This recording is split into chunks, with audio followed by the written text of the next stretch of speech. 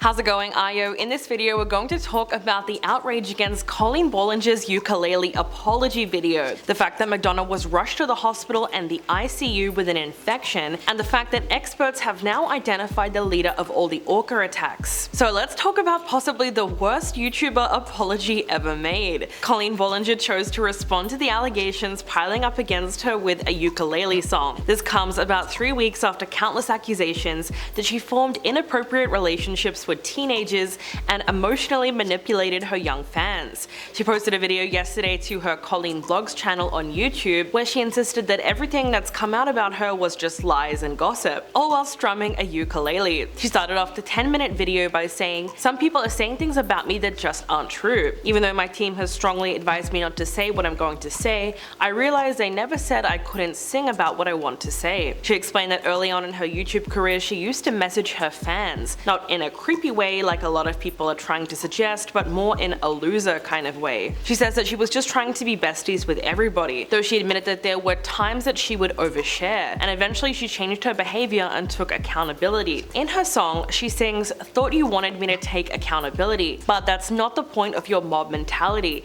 Your goal is to ruin the life of the person you despise, while you dramatize your lies and monetize their demise." There's even a recurring chorus in the video where she calls the allegations about her the toxic gossip train. At another point she's saying, "I'm sure you're disappointed in my little song. I know you wanted me to say that I was 100% in the wrong. Well, I'm sorry and I'm not going to take that route of admitting lies and rumors that you made up for clout." Colleen insists that the only thing she's ever groomed is her 2 Persian cats. She says that she's just a loser who didn't understand that she shouldn't respond to fans, claiming all of these stories about her boil down to a fart joke that she made 5 years ago. She also addressed the idea that her childlike character Miranda Sings has said some inappropriate things for kids, despite being made for a very young audience. Colleen claimed that she makes it clear that her content is PG-13 in nature, and that it's the responsibility of parents to decide what is and what isn't suitable for their children. Looking back on her videos though, you can see that she included more than just a few innuendos. She would often make references to Miranda's uncle attacking her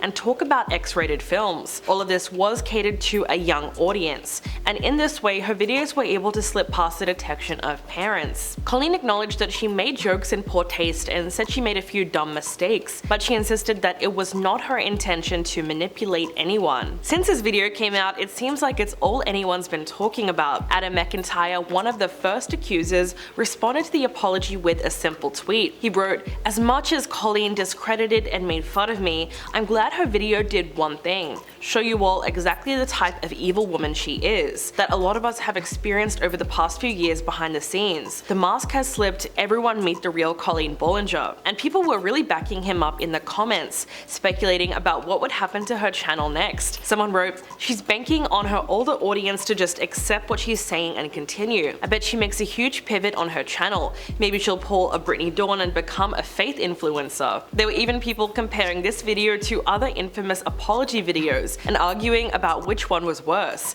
So far we have some pretty good contenders. It seems to be between Sienna May's interpretive dance apology and Laura Lee's fake crying apology. So it's really hard to say which one is worse, but Colleen's is definitely the standout of 2023. All jokes aside, the firestorm has really been a long time coming, considering that the first allegations came out 3 years ago, and it took a very long time for them to be acknowledged amongst the massive Miranda Sings fanbase. Adam was almost bullied off the internet when he made a video alleging that she had formed an inappropriate personal friendship with him while he was between the ages of 13 and 16, which included sending him lingerie as a joke. He also claimed that she gave him access to her social media accounts and that they exchanged text messages for years. He said that she would trauma dump on him all the time, and in one of his videos he said, "I was so involved in this woman's life that it's embarrassing to look back on. There were some days on a school night I would be up until like 4 AM trying to calm her down or trying to give her advice.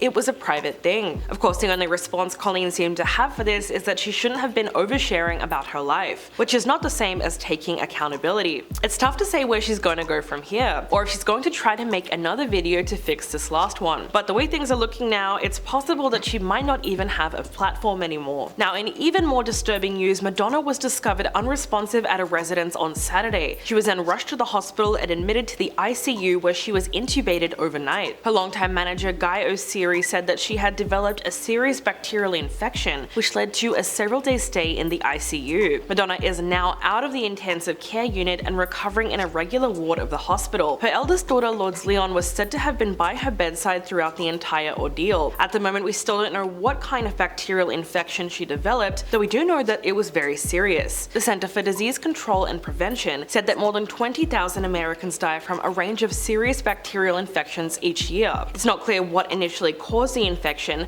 but doctors say it became very serious and required treatment in intensive care. Infections could develop into a life-threatening condition called sepsis or blood poisoning, which is a medical emergency that happens when the body develops an extreme reaction to the infection. Without the right treatment, it could lead to tissue damage, organ failure, and even death. Most often, initial infection that triggers these events starts in the lungs, the skin, the urinary system, or the digestive tract. Sepsis can happen to anyone with an infection, but it's more likely if someone is already run down, vulnerable, or unwell. Madonna was set to kick off her celebration tour in less than 3 weeks, but those shows have now been postponed because of her health crisis. She was scheduled to play 53 shows across North America and Europe, kicking off in Vancouver on July 15th. She'd promised to perform her greatest hits from 1983. She had promised to perform her greatest hits from her 1983 debut album through to her most recent record, Madam X. During her hospitalization, a statement was released to the public which read, "At this time, we will need to pause all commitments, which includes the tour. We will share more details with you as soon as we have them, including a new start date for the tour and for the rescheduled shows." Friends and famous fans of Madonna have now sent messages of support to her over social media. The Weeknd reposted the statement on his Instagram story with the caption "Sending prayers," and he also posted a black and white photo of Madonna. RuPaul's Drag Race judge Michelle Visage wrote underneath the announcement, "Take good care of our queen," and Isla Fisher wrote, "Sending her so much love." Rita Wilson also left a comment saying, "Sending Madonna my prayers for a speedy recovery." So far, there have been no recent updates on her health, but we do know that her children, Lourdes, David, and Rocco, are all in New York to support her. It's likely that Madonna was in the final stages of rehearsal in preparation for the tour, which by her standards was set to be absolutely spectacular. Back in 2009, she was awarded a Guinness World Record for the highest grossing music tour by a female artist. Forbes listed her as the 45th richest self-made woman in the US, with an estimated wealth of $580 million.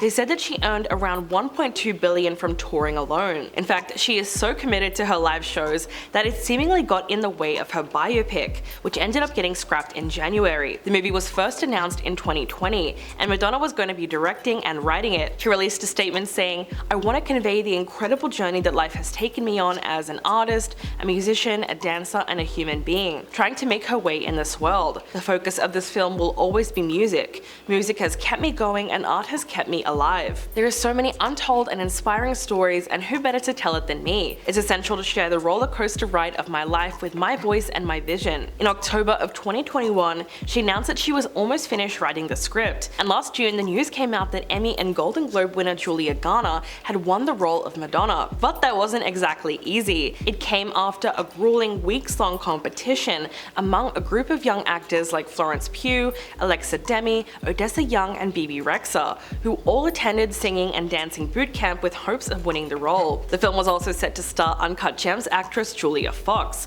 who was reportedly in talks to play Madonna's longtime friend Debbie Mazar. It all seems so promising, but after that we know that the project is no longer in development at Universal Pictures. Madonna said that her sole focus is now going to be on the tour, but she does remain committed to making a film about her life one day. Now let's talk about the orca attacks because they just keep getting worse. Earlier this week, a pod of orcas came after a yacht off the Shetland Islands coast in the North Sea. This aggressive behavior is said to be leapfrogging across oceans, as these incidents have been increasing since 2020. In fact, the Atlantic Orca Working Group has reported a 298% rise in orca boat interactions in the last 3 years. And now, experts think that they know the cause of it. They believe that a traumatized female orca called White Gladys might be behind it all, and the other whales are learning from her and imitating the aggressive behavior. White Gladys started ramming boats in the summer of 2020, and recent reports suggest that she was pregnant when it all began. She later gave birth to her calf in 2021. Since orca pregnancies typically last for around 15 to 18 months,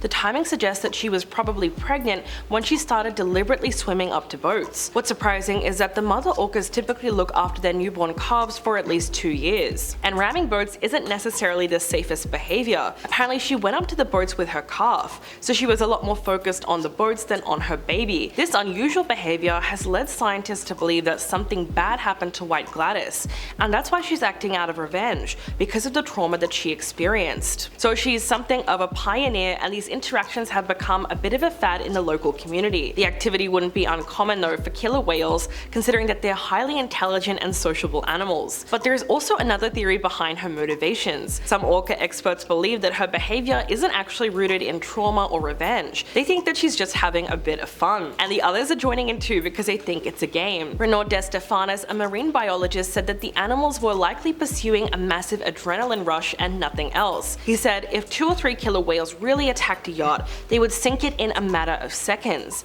It might feel like an attack to us humans, but a furious attack by this animal could have much worse consequences for a boat, and for whoever is on board than a mere feeling of fear for a few minutes. Another expert agreed with him and insisted that orcas never actually harm humans. He claimed that if they really wanted to do damage to harm the people on the boat, they could easily do that. So it's not actually what we're seeing, and we shouldn't be so quick to label it as an attack. But whatever the underlying cause is, this trend could have disastrous consequences for the orcas, because now humans are starting to take action. Researchers are planning to develop and test noise deterrents that are meant to try to scare them away. Desperate sailors have also reported all sorts of techniques to keep them away. Some have tried throwing lemons in the water or hitting dishes and kitchen items to make noise, but none of that has been particularly effective. They've also thrown sand over the side of the ship, tried navigating backwards, and what's really horrible is some of them have been hitting the orcas or throwing firecrackers and flares at them. So no matter what the cause of this is, sadly the whales are still being harmed in the process. What do you guys think about this latest story? Please let me know in the comments below, and I'll catch you in the next video.